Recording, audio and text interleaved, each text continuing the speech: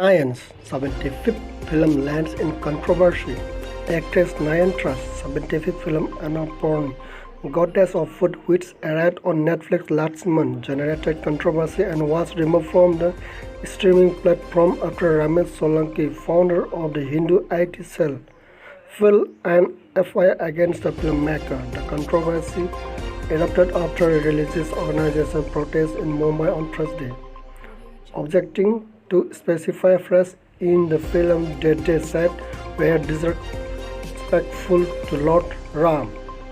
Police on Thursday said an FIR has been registered against Tamil Nadu BJP President K. Annamalai for illegally promoting religious enmity. The case against Annamalai comes after his visit to Loud Church on January 8 in Dharampuri district, when he faced opposition from some young men and an argument ensued between the Saffron Party leaders and the youths. The local riots, the Manipur issue, and the travels of the Christian in the northeastern state. Eventually, however, Annamalai granted a stage in the church and offered prayers.